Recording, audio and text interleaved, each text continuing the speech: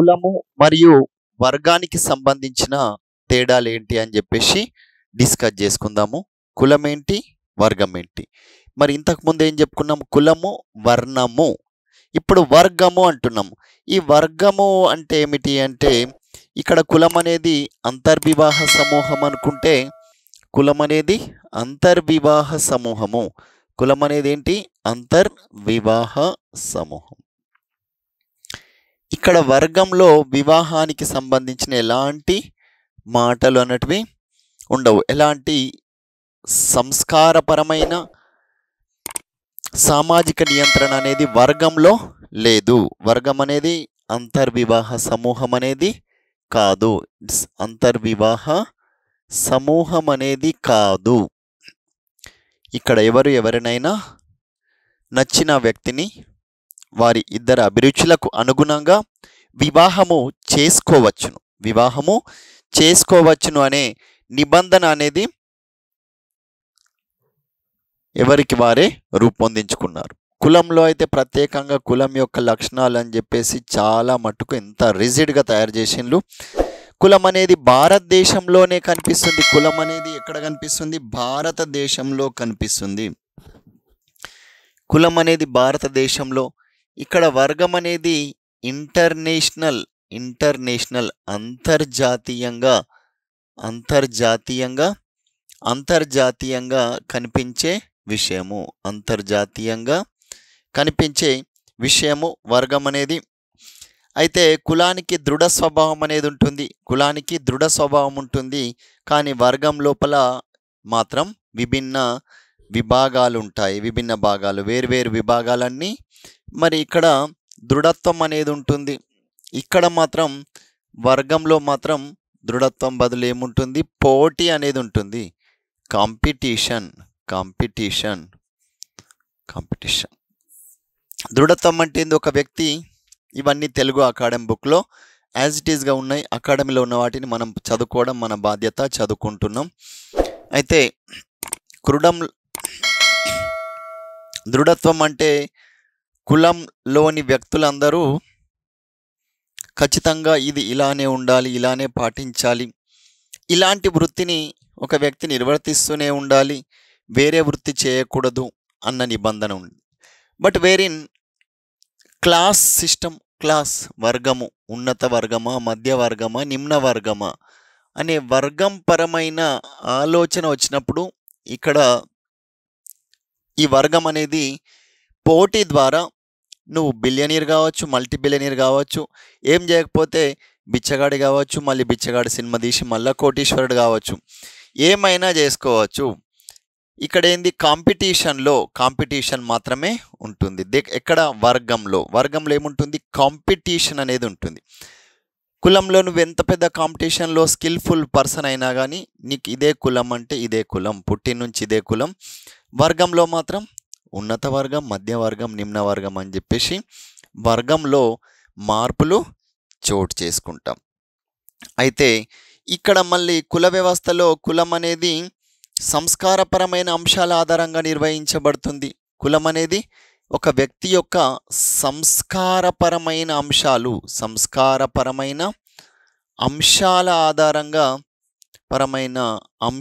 ఆధారంగా నిర్వహించబడుతుంది. అంశాలు దీంట్లో. కానీ వర్గంలో మాత్రం సంస్కారాలకు కాకుండా ఒక వ్యక్తి యొక్క అంతస్తు నిర్వహించేది ఏంటిది? అతని యొక్క సత్తా ఏముంది, దాన్ని సాధించడంలో అతని యొక్క సామర్థ్యం ఏముంది, అతని యొక్క సంపదలు ఏమున్నాయి అనే అంశం ఆధారంగానే, సత్తా సంపదల ఆధారంగానే వ్యక్తి యొక్క సామాజిక హోదా అనేది సత్తా మరియు సంపద ఆధారంగానే ఉంటుంది. చూడండి, అంటే ఒక మామూలు వ్యక్తులు, ఈరోజు రేవంత్ రెడ్డి కావచ్చు, మన నరేంద్ర మోడీ గారు కావచ్చు, ఇంకెవరైనా సరే సాధారణ వ్యక్తులు ఈరోజు ఎంతో ఉన్నతమైన పదవిని పొందిల్లంటే వారి కులం వలన కాదు. దేనివల్ల? వారి యొక్క వర్గము ఏమైంది? వారి సత్తా నిరూపించుకున్నారు. నేను ఈ రాజకీయాల్లో ఇలా నా వంతు ఒక ముద్రను వేసుకోవాలి అని చెప్పేసి వాళ్ళు నిరూపించుకున్నారు. కాబట్టి వాళ్ళు ఈరోజు ఏమయ్యారు? వర్గంలో. మరి సంపద అనేది ఉండడం వల్ల కూడా ఒక వ్యక్తి ఏమంటారు, ఉన్నత వర్గానికి చెందిన వ్యక్తి. ఇలైట్ క్లాస్ పీపుల్, ఉన్నత వర్గం, ఇలైట్ క్లాస్ పీపుల్ అని చెప్పేసి అంటున్నారు. ఇలైట్ క్లాస్ పీపుల్ అని చెప్పేసి అంటున్నారు. ఇలైట్ క్లాస్ పీపుల్ సంపద అనేది. మళ్ళీ ఇక్కడ సంస్కార ప్రమాణాలు అనేటివి ఏమైనా ఉన్నాయా? లేవు. ఇక్కడ మాత్రం సంస్కారపరం, ఇలాంటి సంస్కారాలు చేయడం వల్ల ఈయన బ్రాహ్మణుడో, క్షత్రియుడో, లేకపోతే రెడ్డియో, కాపో, నాయుడో, బలిజానో, ఒంటరియో, తెలగానో, లేకపోతే మున్నూరు కాపో, మాల, మాదిగా, పద్మశాలి, కమ్మరి, కుమ్మరి అని చెప్పేసి అంటున్నాం. కానీ ఇక్కడ అలా కాదు. వారు చేసే వృత్తి ఆధారంగా, ఆ వృత్తిలో నైపుణ్యత ఆధారంగా అతనికి ఒక ఉన్నతమైన హోదా అనేది ఇస్తున్నాము. ఒక వ్యక్తి నిర్వర్తించే పాత్రను బట్టి కూడా అతనికి అంతస్తు అనేది వస్తుంది.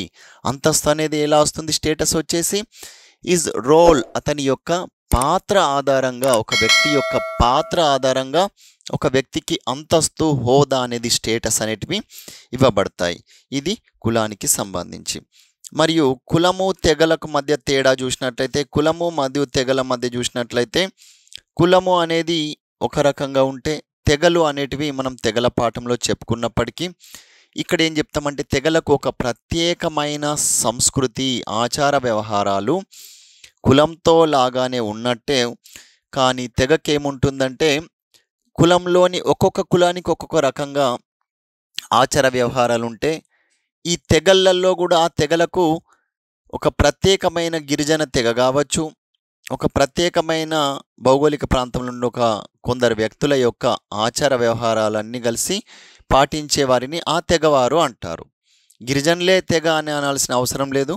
తెగలు అంటే గిరిజనులనే కాదు, ఒక ప్రత్యేకమైన స్పెసీస్కి సంబంధించిన, జాతికి సంబంధించిన కొందరు వ్యక్తుల సమూహంలో మరి ప్రత్యేకంగా మనము ప్రత్యేక లక్షణాల ఆధారంగా సాంస్కృతిక పరిస్థితులు, రాజకీయ పరిస్థితులు మరియు భౌగోళికపరమైన, భాషాపరమైన పరిస్థితుల ఆధారంగానే మరి కులానికి తెగకు మధ్య తేడా అనేది కనిపిస్తుంది.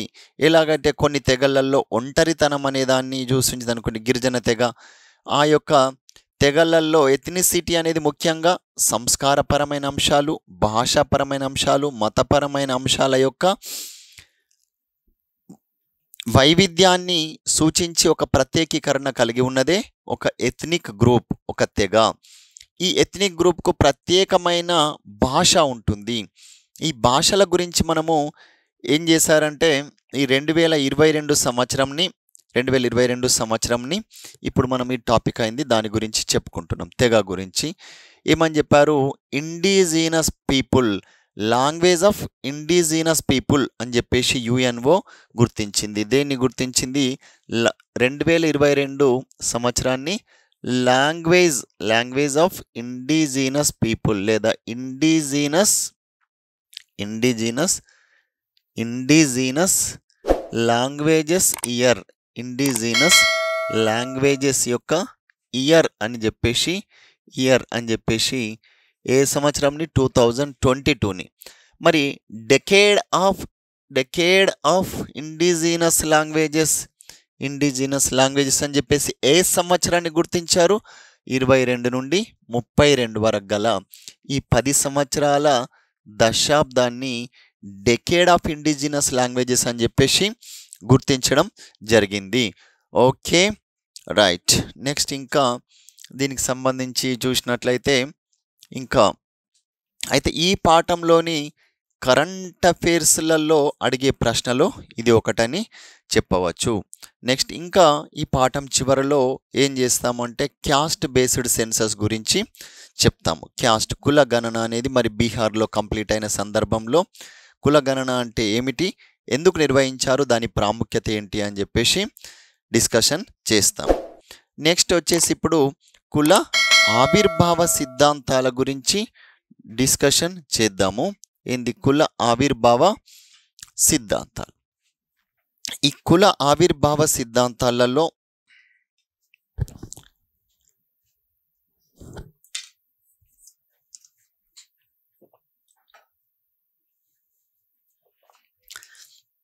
మొట్టమొదటిది కులం ఏ విధంగా ఆవిర్భవించిందని చెప్పేసి సోషియాలజిస్టులు పరిశోధనలు చేస్తున్న క్రమంలో ఈ సామాజిక శాస్త్రవేత్తల పరిశోధనల క్రమంలో వచ్చిందే ఒకటి దైవదత్త సిద్ధాంతం.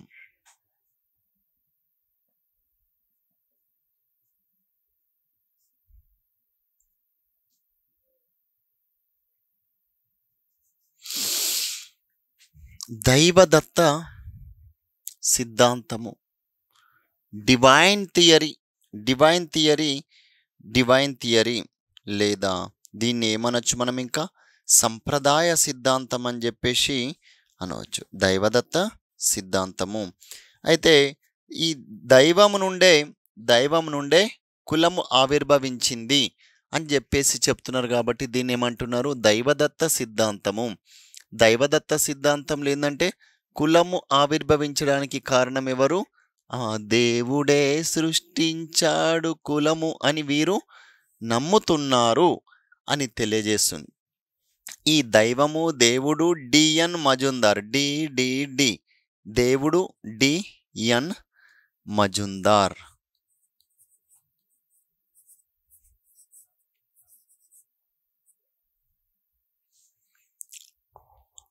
డిఎన్ మజుందార్ దైవదత్త సిద్ధాంతంని ఎవరు ప్రతిపాదించారు? డిఎన్ మజుందార్ అనే వ్యక్తి ప్రతిపాదించడం అనేది జరిగింది. దీంట్లో మరి సృష్టికర్త విశ్వపురుషుడైన ఈ బ్రహ్మ అనుకుంటే బ్రహ్మ యొక్క ముఖం నుండి బ్రాహ్మణులు తర్వాత బాహువుల నుండి క్షత్రియులు బ్రాహ్మణ్స్ అండ్ క్షత్రియులు మరియు ఉదరము లేదా ఈ తొడ భాగం నుండి వైశ్యులు, పాదాల నుండి శూద్రులు, పాద భాగం లేదా ఈ తొడ కింది భాగం నుండి మొదలుకొని కింది వరకు 1 ఫీట్ వరకు సూచిస్తారు. దీన్ని శూద్రులు అంటారు. పాదాల నుండి పుడితే దాన్ని ఏమంటారు? శూద్రులు అంటారు. పాదాల మీద నడిచే యాత్రను ఏమంటారో మీకు తెలుసు. అలాగే పాదాల నుండి పుడితే శూద్రులు అని చెప్పేసి అంటున్నాము. మరి బ్రహ్మ యొక్క ఈ విధంగా దేవుడు సృష్టించాడని వారు నమ్మి మాకు దేవుడు ఈ కులం ఇచ్చాడు కాబట్టి మేము ఈ కులంని కంటిన్యూ చేసుకుంటాము అని చెప్పేసి ఆ కులంలోని వృత్తిని చేసుకుంటారు. అయితే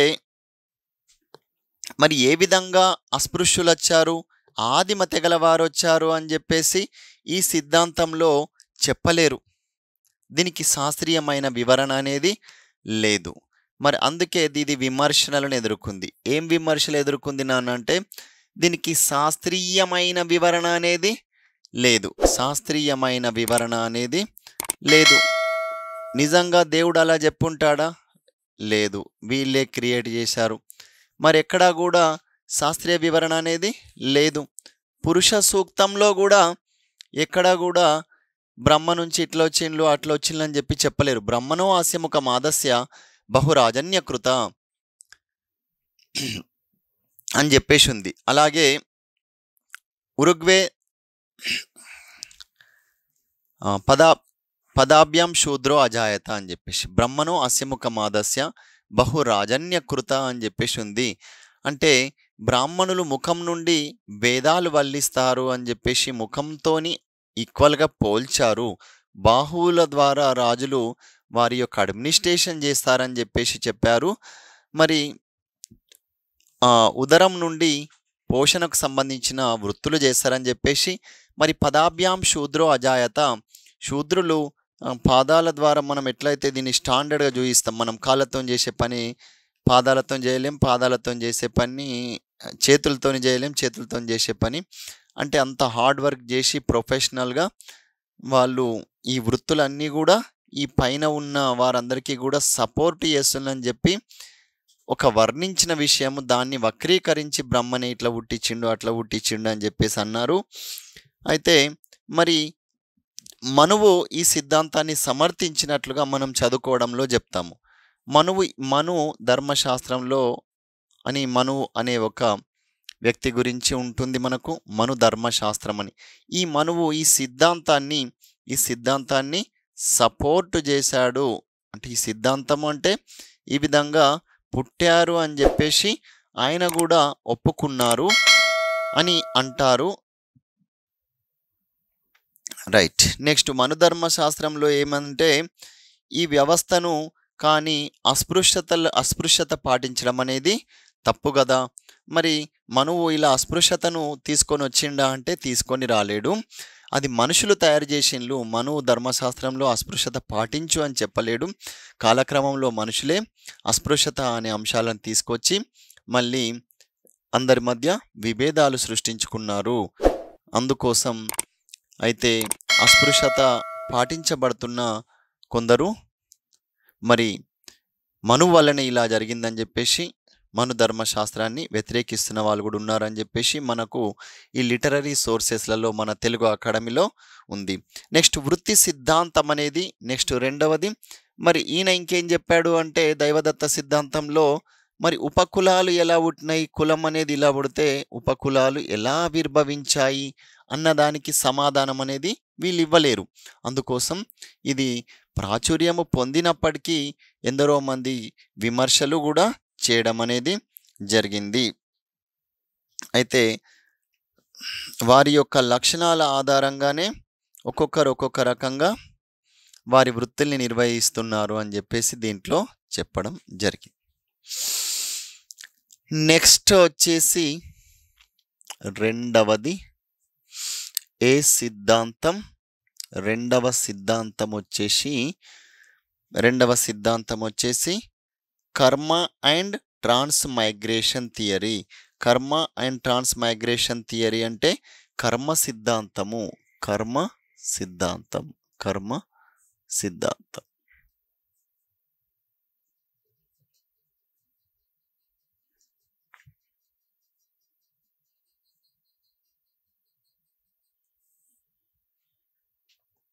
కర్మ సిద్ధాంతంలో మనం చూసినట్లయితే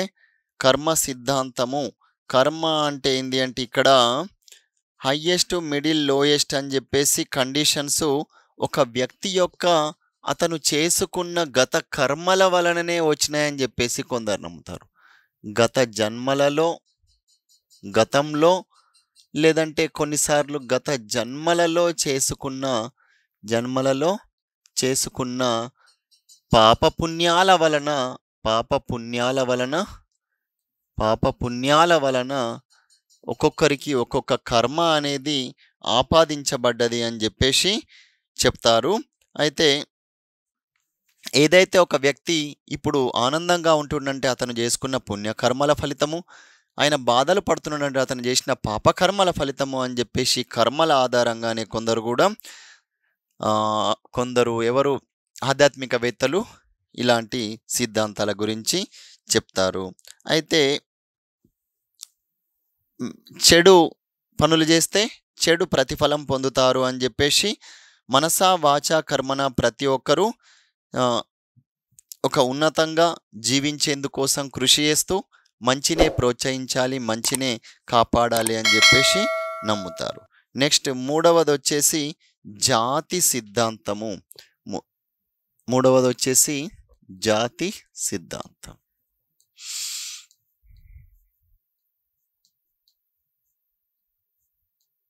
ఈ రేషియల్ థియరీ అనేది మనం ఆల్రెడీ ఎవరు చెప్పారు మనకు? అయితే గుహ చెప్పాడు, అయితే రిస్లే చెప్పాడు అన్నాం. మరి ఈ జాతి సిద్ధాంతాన్ని ప్రతిపాదించిన వాళ్ళు ఎవరు? Herbert racial Risley. ఈజీగా గుర్తుంచుకోవచ్చు. Divine Majumdar DD. Racial theory అనేది రిస్లే. మరి ఈ కర్మ సిద్ధాంతానికి ప్రత్యేకంగా ఒక వ్యక్తి అన్నట్టు లేదు.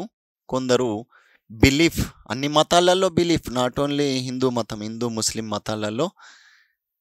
నెక్స్ట్ స్వర్గము, ఇప్పుడు ఉన్నప్పుడు ఏదైనా బాధ అనిపిస్తుంది నరకంతో పోలుస్తున్నారు. ఉన్నదాన్ని నరకము స్వర్గంలాగా. నెక్స్ట్ కూడా మంచి పని చేస్తే ఉన్నతంగా ఉంటే స్వర్గంకి వెళ్తారని చెప్పేసి చెప్తున్నారు. దీనికి ప్రత్యేకంగా ఒక వ్యక్తి పేరు లేదు. ప్రతిపాదించిన వారి పేరు ఏంటి సార్ అని మీరు అడగొచ్చు. నాకు కూడా అడుగుతారేమో అని డౌట్ అనిపించే చెప్తున్నాను. నెక్స్ట్ వచ్చేసి ఏంది, ఈ వృత్తి సిద్ధాంతాన్ని ప్రతిపాదించిన వారు జాతి సిద్ధాంతం గురించి చెప్పలేం కదా. ఈ జాతి సిద్ధాంతం అనేది పీపుల్ ఆఫ్ ఇండియా అనే గ్రంథము ఎవరు రాశారు? పీపుల్ ఆఫ్ ఇండియా అనే గ్రంథం హెర్బర్ట్ రిస్లే. వివిధ జాతుల వారు ఆవిర్భవించి భారతదేశంలో ఎక్కడెక్కడ నుండో వలస వచ్చి ఆ జాతి వారు వారి యొక్క శారీరక లక్షణాల ఆధారంగా వారు స్థిరపడి ఆ జాతిలో వైవిధ్యాన్ని బట్టి వారు చేసుకున్న కర్మల ఆధారంగా, కర్మలు అంటే ఇక్కడ వాళ్ళు చేసే వృత్తి ఆధారంగా వాళ్ళు మేము దృఢంగా ఉన్నాం, డామినెంట్ చేస్తున్నామంటే సరే మీరు వ్యవసాయం చేస్తున్నలా చేసుకోండి, మేము కూలీ పనులు చేసుకుంటామంటే మీరు కూలీ పనులు చేసుకోండి, నేను పరిపాలన చేస్తా అంటే పరిపాలన చేసుకోండి అని చెప్పేసి వారి అడ్మినిస్ట్రేషన్ లక్షణాలు కావచ్చు, వారి జాతిపరమైన శారీరక లక్షణాలు, దృఢత్వము, డామినేషన్ ఆధారంగా వీళ్ళు కులాలు అన్ని జాతుల్లో వైవిధ్యాన్ని బట్టి కులాలు ఏర్పడ్డాయని చెప్పేసి చెప్తారు. జాతులలో వైవిధ్యమును బట్టి జాతులలో ఉన్న వైవిధ్యము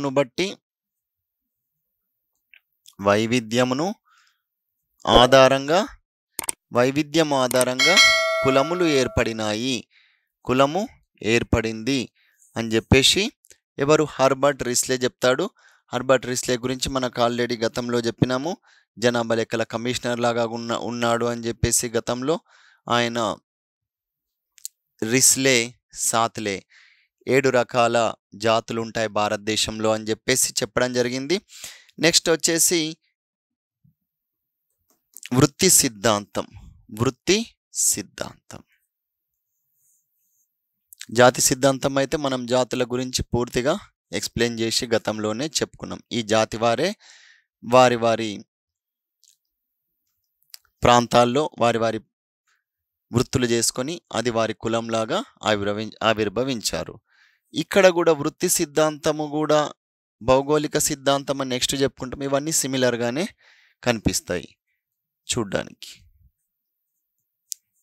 వృత్తి సిద్ధాంతం అంటే వృత్తిపరంగా ఎక్స్ప్లెయిన్ చేస్తున్నాం. ఇక్కడ జాతి సిద్ధాంతం అంటే జాతుల పరంగా, అంతే, జాతులు వారి యొక్క లక్షణాల ఆధారంగా వారు ఆ వృత్తుల్ని చేపట్టి ఆ కులంలాగా ఆవిర్భవించారు. రైట్. నెక్స్ట్ వచ్చేసి ఈ వృత్తి సిద్ధాంతం అనేది ఎవరు? నెస్ఫీల్డ్ అనే వ్యక్తి. నెస్ఫీల్డ్ దీన్ని ప్రతిపాదించిన వారెవరు? ఆక్యుపేషనల్ థియరీని ప్రతిపాదించిన వ్యక్తి ఎవరు? నెస్ఫీల్డ్. ఆక్యుపేషనల్ థియరీ, వృత్తి సిద్ధాంతం.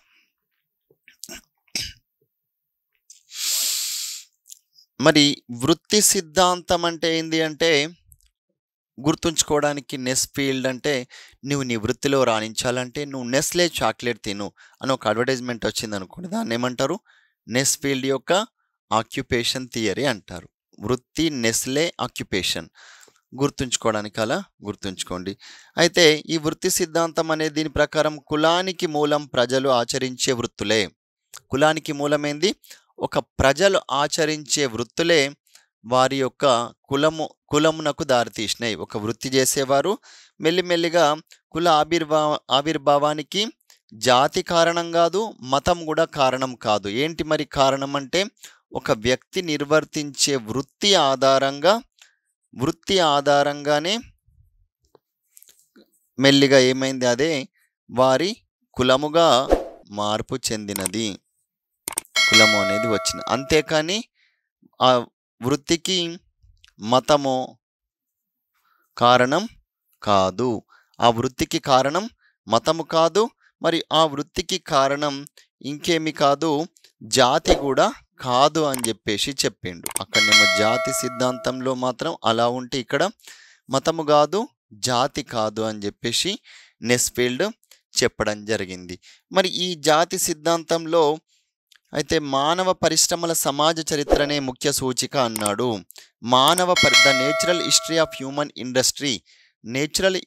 ఆఫ్ హ్యూమన్ ఇండస్ట్రీలో ఏమన్నాడంటే కులాలు ఏర్పడడం అనేది వారి లోపల హెచ్చు తగ్గలు కలగడానికి గల కారణం ఏంటంటే హెచ్చు తగ్గలు గల వారి కులం యొక్క వారి వృత్తి యొక్క కులం కాదు వారి వృత్తి యొక్క గుర్తింపు ఆధారంగా ఎలాంటి వృత్తిని చేస్తున్నారో అనే అంశం ఆధారంగా ఈ వృత్తి ఉన్నతమైన వృత్తి, ఈ వృత్తి ఉన్నతమైనది, ఈ వృత్తి నీచమైనది అని చెప్పేసి, నీచమైనది ఉన్నతమైనది అని చెప్పేసి 2 రకాలుగా వర్గీకరించారు. ఉన్నతమైనది, నీచమైనది అని చెప్పేసి వృత్తుల్ని 2 రకాలుగా వర్గీకరించడం అనేది చెప్పిండ్రు. ఎవరు? ఈ హెర్బర్ట్ రిస్లే.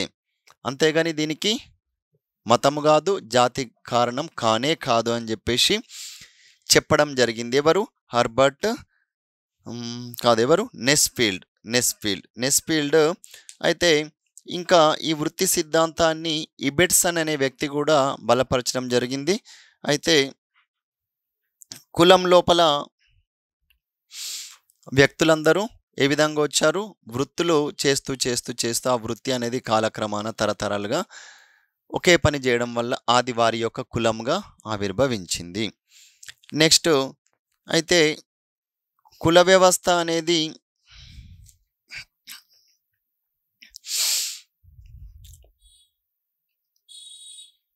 ఇంకా జాతి సిద్ధాంతానికి సంబంధించి కుల సిద్ధాంతానికి వృత్తి సిద్ధాంతానికి సంబంధించి ఒక చిన్న డిఫరెన్స్ అనేది అయితే తెలిసింది. ఈ ఆక్యుపేషనల్ థియరీలో ఇంకా ఏమన్నాడంటే, మనం ఏదైతే వృత్తిని ఆపాదించుకున్నామో అదే వారి వృత్తిగా అయ్యింది అని చెప్పేసి చాపెల్ అండ్ కూన్ అనే ఇద్దరు వ్యక్తులు చెప్పడం జరిగింది. మనకు వారి పేర్లు కూడా అవసరం లేదు. అయితే వారు చేసే త్యాగాల వల్ల వాళ్లకు రెస్పెక్ట్ అనేది వచ్చింది. అంటే నేను ఇలాంటి వృత్తి చేస్తున్నాను, నేను మాంసాహారం తినను, నేను ఇలాంటి పని చేస్తాను అనే ఆధారంగా ఆయనకు ఒక వృత్తి, ఒక రెస్పెక్ట్ అనేది ఇవ్వడం అనేది జరిగింది. తర్వాత కాలక్రమంలో ఏం చేసిండ్రు? అదే వృత్తిని వాళ్ళు వంశపారంపర్యంగా తీసుకొని రావడం అనేది జరిగింది. అయితే ఆక్యుపేషనల్ థియరీకి సంబంధించి నెస్ఫీల్డ్ ఏమన్నాడంటే, డెవలప్మెంట్ అనేది ఈ వృత్తి మాత్రమే ఒక కారణము అని చెప్పేసి చెప్పాడు.